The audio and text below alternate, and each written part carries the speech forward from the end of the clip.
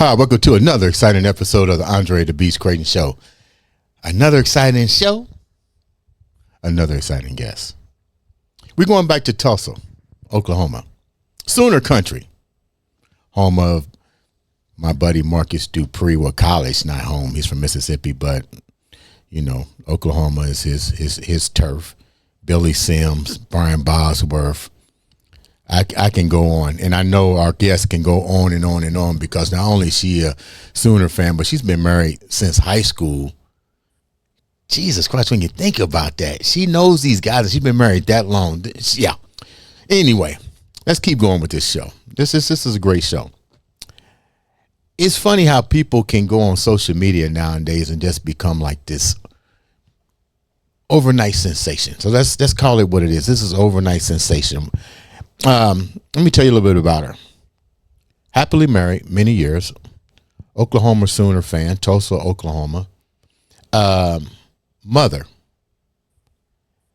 Really pushing her, really navigating her son's pathway into college so he can live his dream to play in the big leagues. But more importantly, that she has other children, but one child is what you might call a special needs, or she might be considered a special needs mom. But to watch her navigate her career with photography and to also inspire other individuals through the social media platform is truly funny, entertaining, and just what I might call definitely a beast mindset. How you can navigate all of these things and still walk around every day and put a smile on other people's face. I'd like to welcome to the show Miss Excitement. I'm going to call her what it is. Miss Excitement herself, Amber. Let me get the last name right. Gregg. You got it. How are we doing, baby girl? I'm good. How are y'all? You know, that's what happens when you get a certain age. You know, your eyes start to play tricks. But I know the name. I was like, okay, I know her name. It's Gregg. Okay, yeah. So before we get started with such an impactful beast mindset episode, tell the viewers a little bit about you. I'm Amber Gregg. I live in Tulsa, Oklahoma. Like you said, I've been married to my husband, Philip, we got married in 2001. So we've been married for a long time. We have 4 children.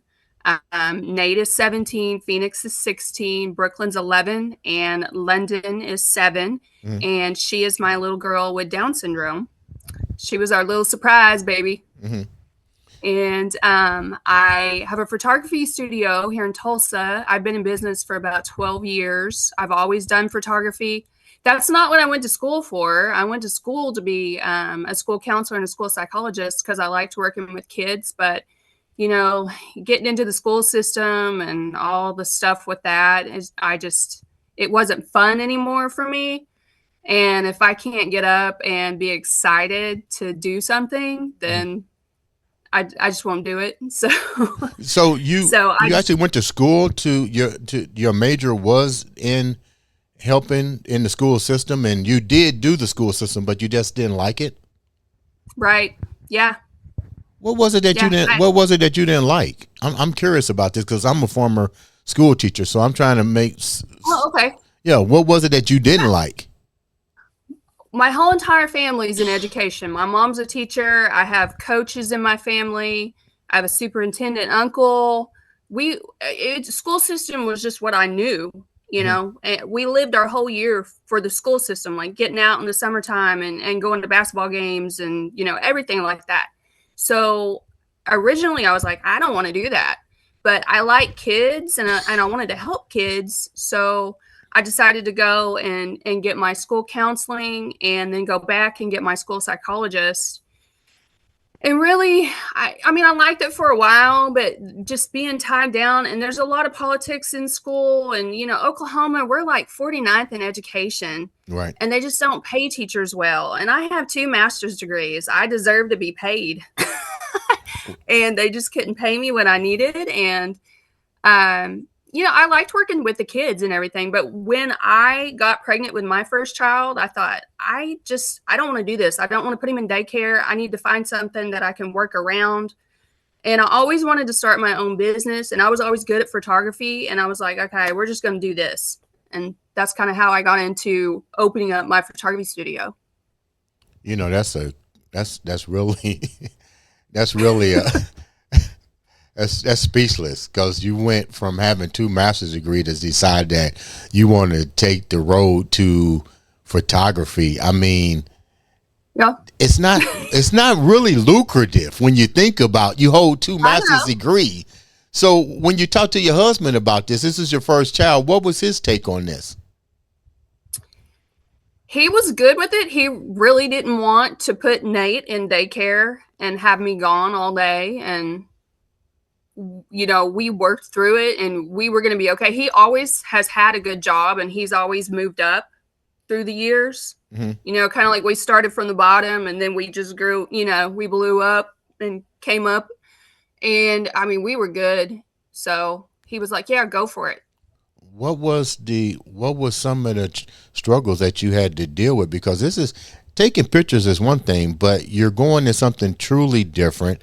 I get it that you're following a different passion, but how long had that passion with photography resonate in you? Because you got 2 masters, so if you come from a lineages of educators, that just seems pretty far fetched. It was a little out there. But you can see pictures of me when I was about 3 or 4 years old having a camera. I always had a camera with me. I brought the camera to school. I took pictures at school. I went to college and took photography classes where we did the dark room and you had to hang them up Mm-hmm. and all of that stuff. And so it always interested me. And when I just it's different when you have your own kid and you're like, I want to be with them and do things with them. And I wanted to take his pictures, and he was one of my first little clients. And I took a little bit of educational classes to be able to pose babies, because I got into newborn photography, where they have them like this, and Mm-hmm. you have to really know what you do, and you can't just flip and flop a newborn baby around. So I took a lot of instructional classes to learn how to do all that safely. Mm-hmm. And I just really got into it, and I built a business pretty quick. What about your inner structure outside your husband? You got principals, you got counselors, you got to go to family meetings. Come on, family reunion in Oklahoma, barbecue and so forth. I mean, were you considered the black sheep of the family now? No, everybody was really pushing me to do whatever I wanted to do. I don't ever feel like anybody ever tried to hold me back. And I still have my certificates. I'm still certified with the state of Oklahoma. So if I wanted to go back, I could. Mm-hmm. But yeah, everybody was really good with it. Because, a lot of people just we didn't agree that daycare would have been good for our kids. I wanted to be there to raise them. And that was kind of my main thing. I wanted to be there. I didn't want to have somebody else raise my kids. Mm-hmm. And just me being tied down all day long. So now let's move on to something a little even more impactful. You wind up having the last child, and unfortunately, you wind up with the Down syndrome. Correct? right. Down syndrome, right? Okay. Down syndrome.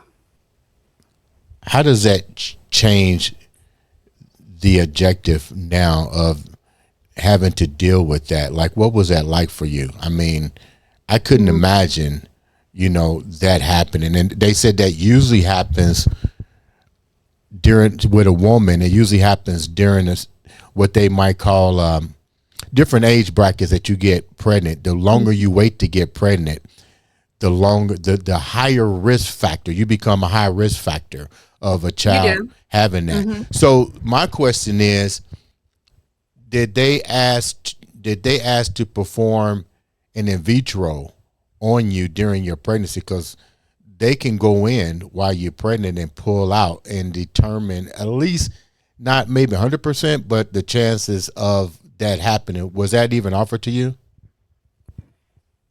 So now they do a blood test. You can do a blood test at 12 weeks. Mm-hmm.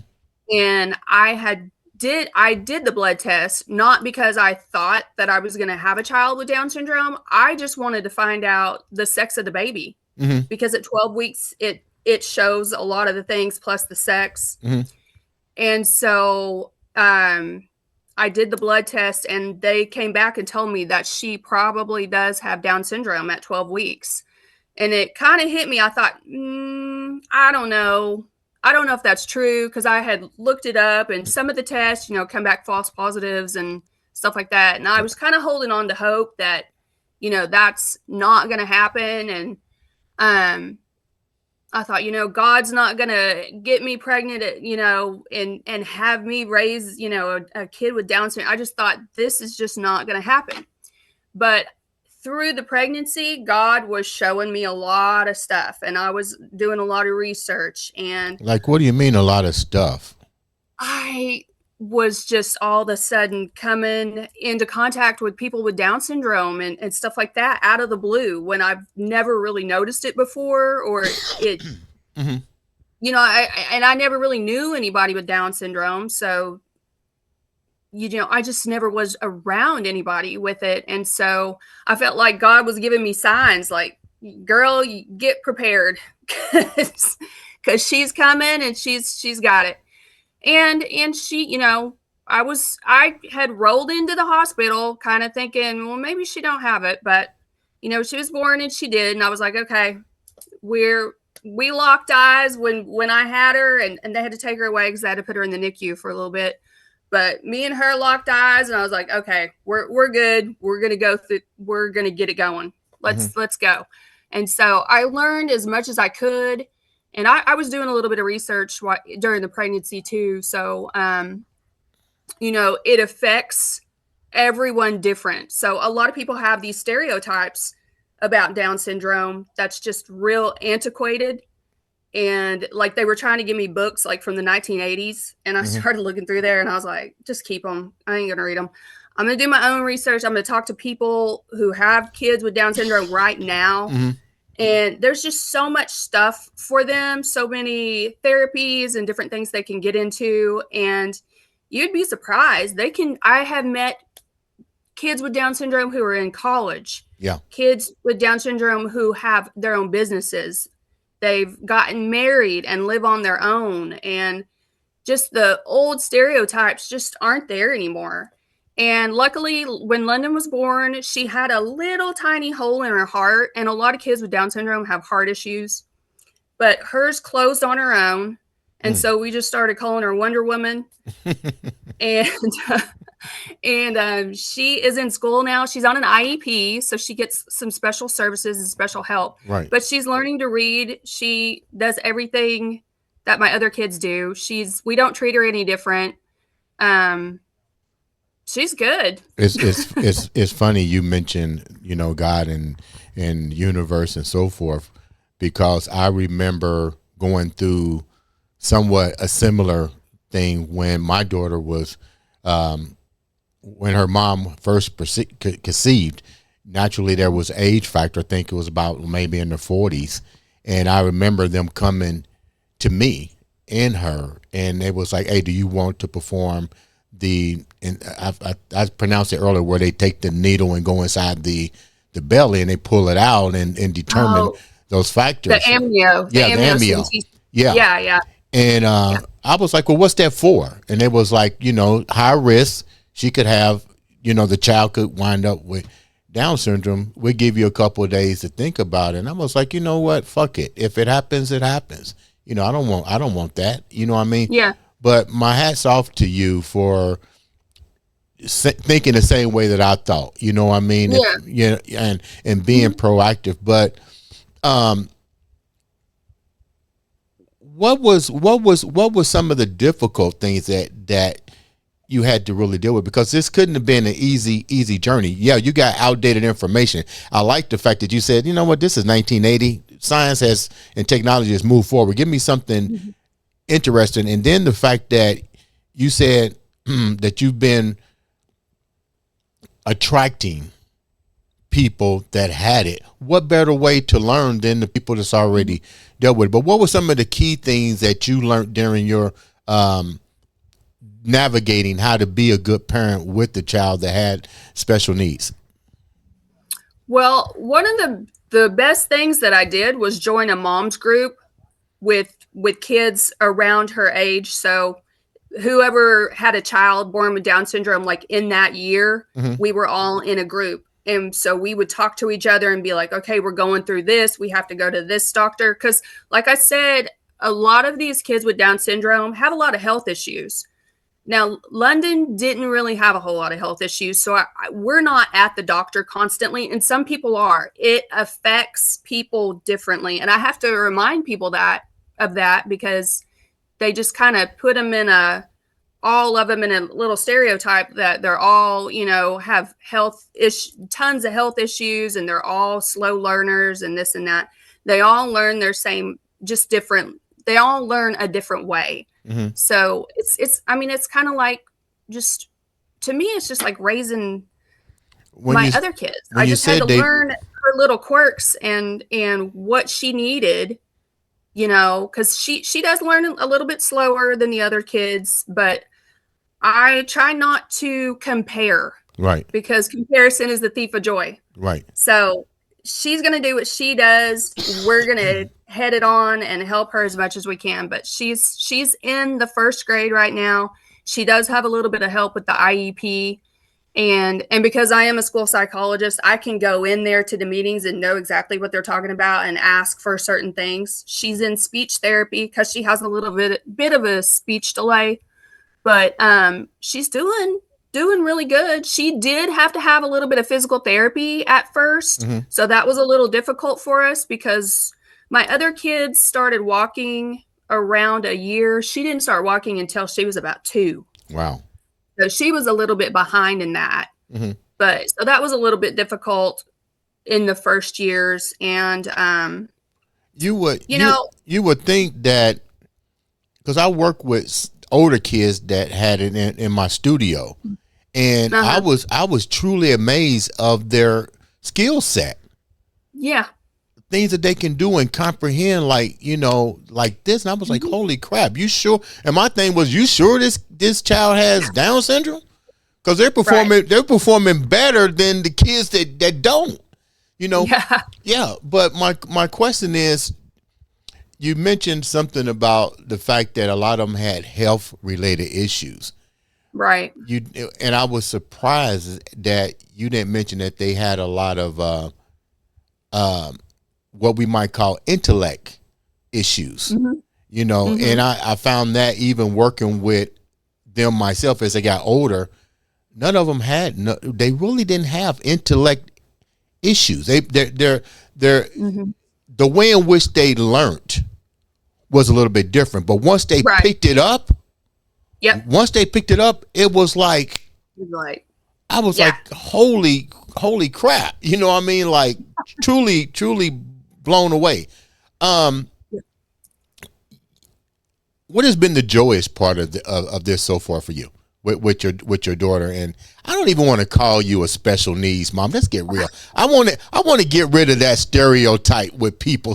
I don't think none of these kids have special needs. There is a way in which everybody learns.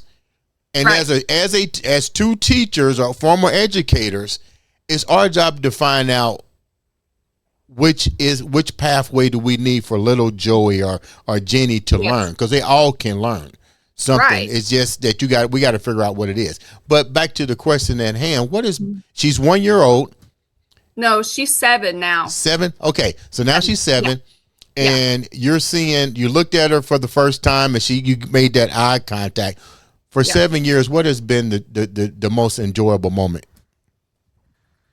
Gosh. You wasn't prepared for all this, were you? No.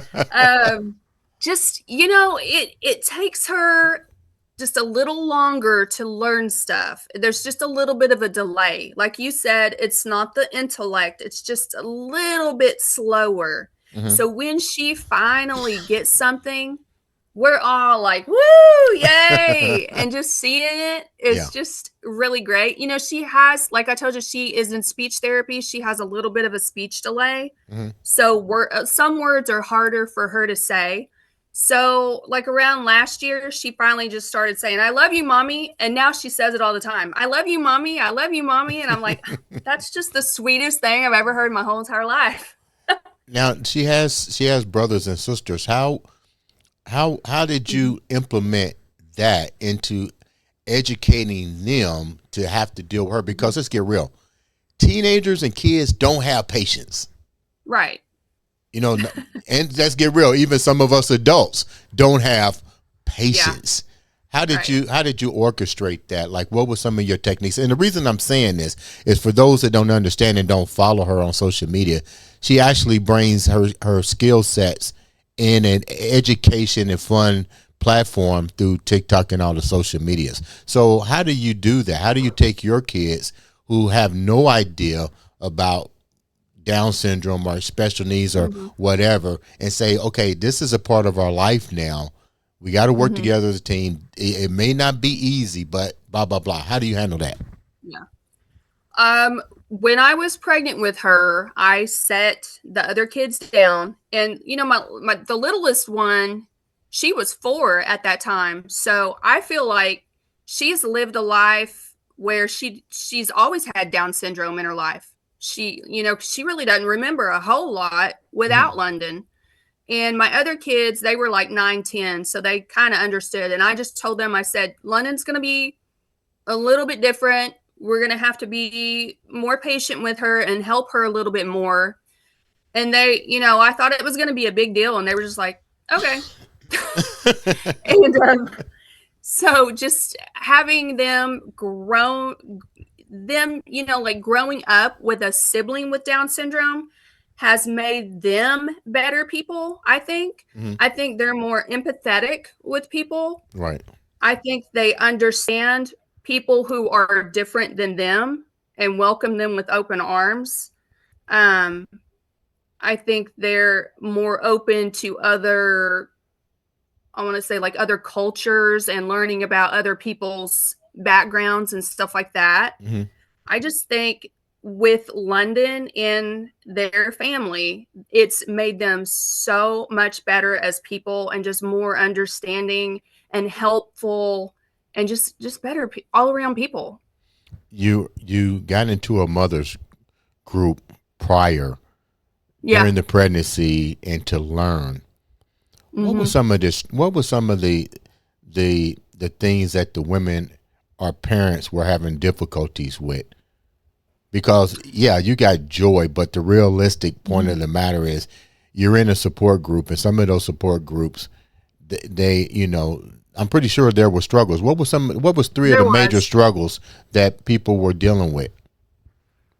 Oh, it got really sad and depressing sometimes because, the first 2 years we had, I want to say, about 5 children pass away in Wow. the group because, like I said, a lot of the kids with Down syndrome, they're born with heart issues. So a lot of them had to have open heart surgeries, and those children didn't make it. And I'm still friends with some of those ladies just on Facebook. They got out of the group, but that was rough. And seeing like all the Facebook memories pop up with those little girls and little boys, just it's really sad. And so that was probably the worst part. Just having to get together and pray when somebody goes into surgery, like please God save them.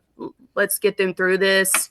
And then a few of them didn't make it, so that was the absolute worst part of it. Like, what was the Absolutely. age bracket of of the passing of a lot of these children? um like right around 1 year old. Okay. Yeah. And what were some of the other things that they were dealing with? I know that was one of the worst, but Yeah. what was at least two of the other um ones? well, a lot of the kids, some of the other surgeries, we had one little boy, he had something called Hirschsprung's disease, Hmm. which affects the bowels Yeah. and the stomach. And I don't know a whole lot about that disease, and I can't speak a whole lot, but he's still having to have some surgeries. So we kind of follow his journey too.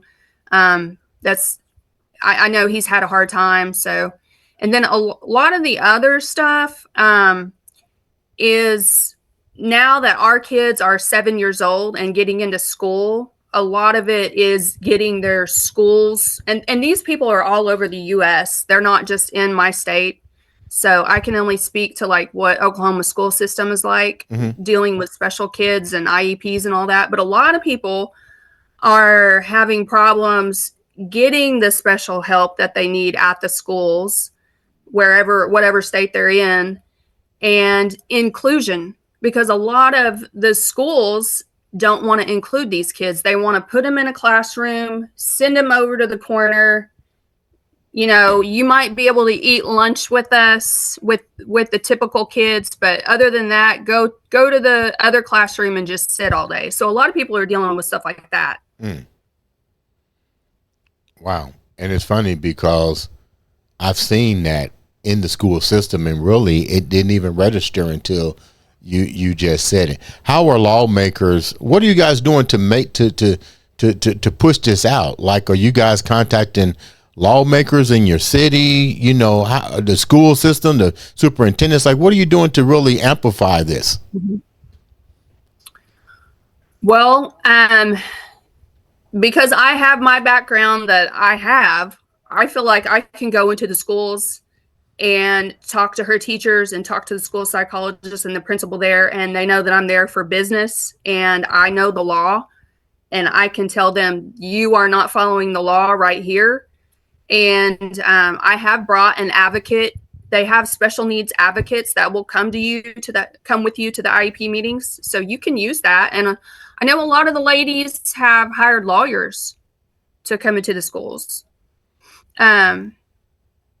There was one lady in Oklahoma. She went to the state capitol and made a law, and it had to do with the inclusion in the schools and everything. So she's passed a bill with our Senate. Wow. So a lot of these ladies, because we have these kids, we're getting into political stuff that we would have never gotten into. Right. and you know, lobbying and doing all this stuff and writing letters. Yeah. You've now taken your message to social media. And let me say it's been there, but now it's amplified, and you do it with your favorite baseball mom. Did I get it right? Did I get it right? Yes. Yeah. Okay. Your favorite baseball mom. Yeah. How did that come about, and what's the purpose with that? Yeah, originally it was to help my son, because my son he's a senior in high school right now, but he is a baseball player, and we were posting videos to kind of help him because he wanted to go to college and play, and eventually he wants to go to the MLB and pitch. And you know, and with all my kids, we've helped, you know, whatever they want to do, we'll be behind you, but you got to put in the work. I can't do the work for you. But if you need lessons, we'll go get lessons. We'll go do this, you know, whatever. So he went, you know, he's had a private pitching coach. He's had a personal trainer, and we documented all of that. And we documented the games and put highlight videos out. And originally that's what that was for. And then it just kind of evolved to, you know, me doing daily stuff with the kids and doing stuff. And a lot of people love to see London, my little girl. They love to see her, and they think she's just the sweetest. So I do a lot of videos with her, and, you know, going to school and doing what she does. So it's just, my platform's just kind of gotten bigger and bigger and bigger. So I don't feel like I am in a niche anymore. It's kind of just all over the place. Mom content. I like that name, mom content. So I think that is you did kind of create a little niche a little bit, because it's drawing a lot of attention. What kind of response, what kind of questions, serious questions have you been getting? Because they're following London. They see you marketing your son. And today, who wouldn't be doing that? I mean, everybody is, you know, to me, you don't even need a scout. If you put out a great video, somebody sees it, being like, oh my God. But you're in a special niche. You have a daughter that has Down syndrome, and my hat's off to you for educating people through your social media platform, your baseball mom. But what are some of the responses that you're getting from people? Are more people reaching out to you for advice with their child, and they see what you're doing for your son, what's some of the feedback you're getting? Yeah, I have people from all over sending me messages or commenting. I've with London, I've met a lot of people who are pregnant with a baby with Down syndrome, and they're asking me just, what to expect, or they're following me and saying, "Hey, I saw your video, so this just looks real and like a real family, and I don't feel so scared anymore because I see what you guys do." And it's just because I think a lot of people put fear into people when they're carrying a baby with Down syndrome, and so the whole pregnancy is just fear. They're scared. They don't know what's going to happen. It's anxiety. It's all kinds of stuff. So if I can help somebody and put them at ease, that it's not going to be like a super hard journey, like it can be a regular day. A lot of people have commented about that. And then with the baseball stuff, I just have a lot of people like asking, what do we do? We're at, my kid's a freshman in high school and he wants to go play college and we don't even know where to start. And, and they see my videos and they're just like, where are you are you doing YouTube? Are you doing Twitter? And so I've had a lot of people comment about both of them. And I've actually had some coaches reach out because of my videos on Nate. And so he's gotten a lot of attention just off my TikTok page, which is crazy to think. So how is that affecting your photography? You were supposed to be a photographer. Yes. I still am taking pictures. Okay, because I don't hear you saying nothing about your photography business. You don't went straight viral now. And no pictures. I did take pictures of Nate and his baseball team. So all my banners are hanging up at the ball field that I did for him. Okay. So I'm gonna ask a few more questions. Let's go back. You've had a beautiful journey, but the realistic standpoint is what needs to happen. It's a two-part question. How was the hospital as far as educating you and comforting you and guiding you through this? Because now people are asking you the same thing. You got mom saying, look, I'm carrying this child. I don't know what to expect.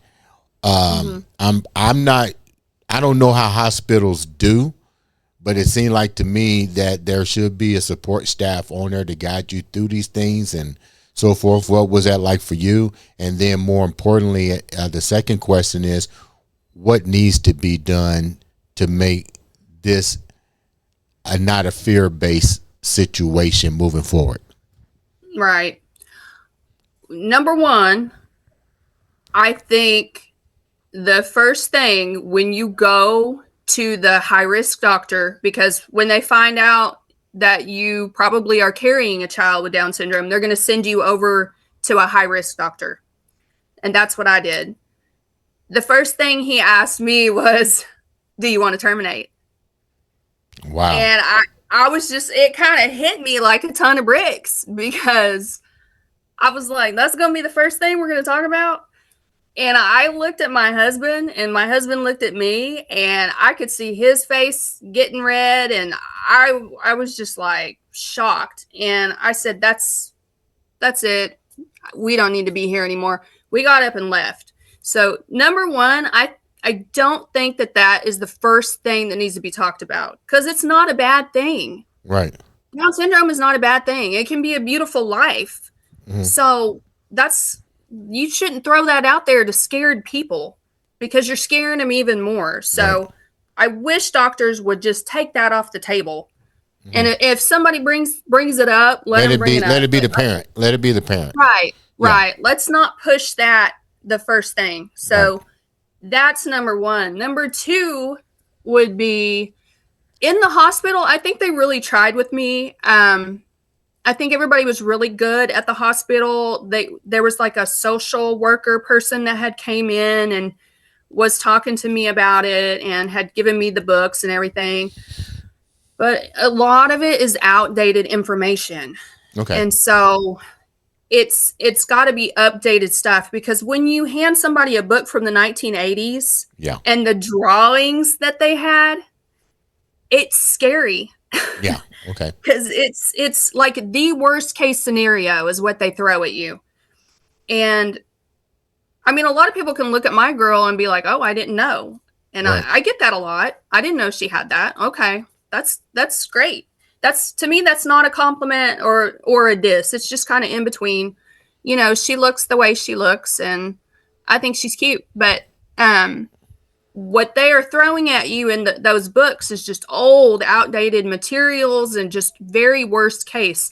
So I think they need to update their stuff. And I wish that they would have somebody in there talking to people who have first-hand accounts, or maybe has a kid with Down syndrome, because a lot of times they'll come in, they'll be like, my neighbor's sister's cousin has a sister with Down syndrome.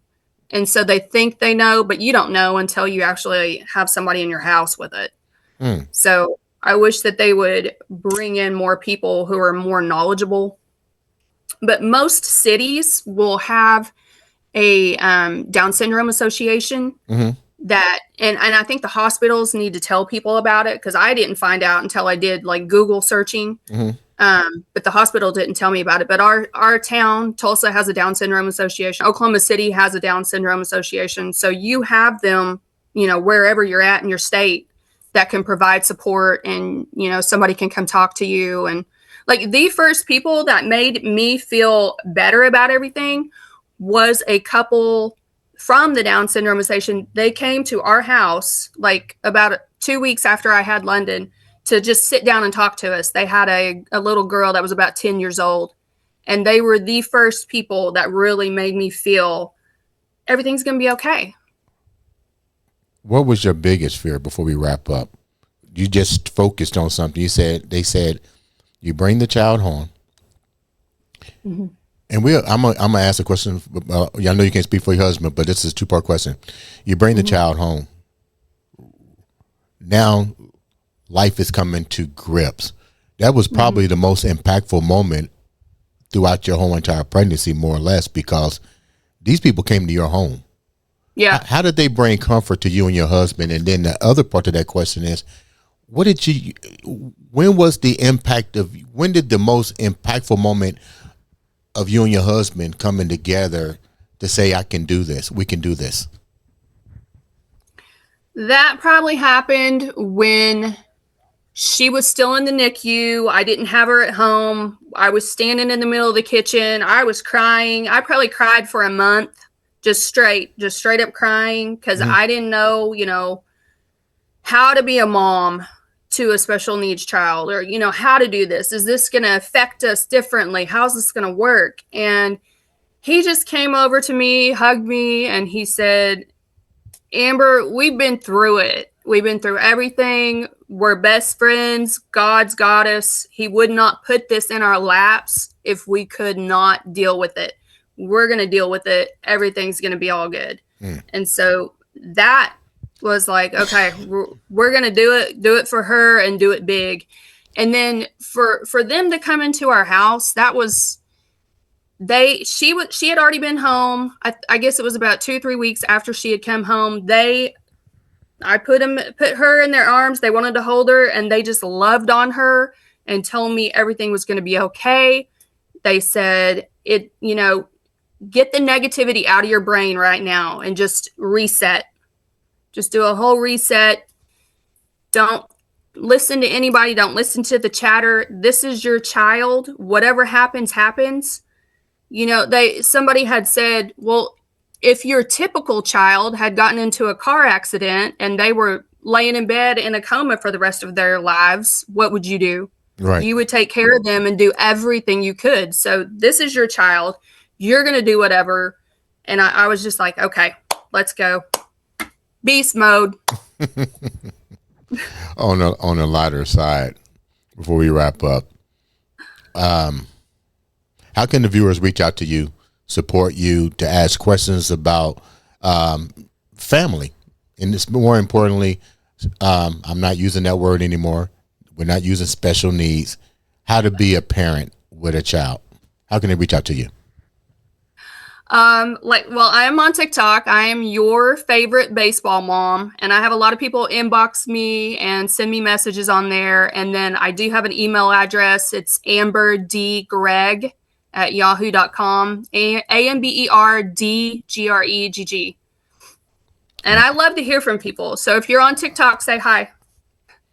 Okay, my once upon a time Oklahoma Sooner fan. I guess I'll see you at the Red River Rival. Yeah. Yep, we'll be there.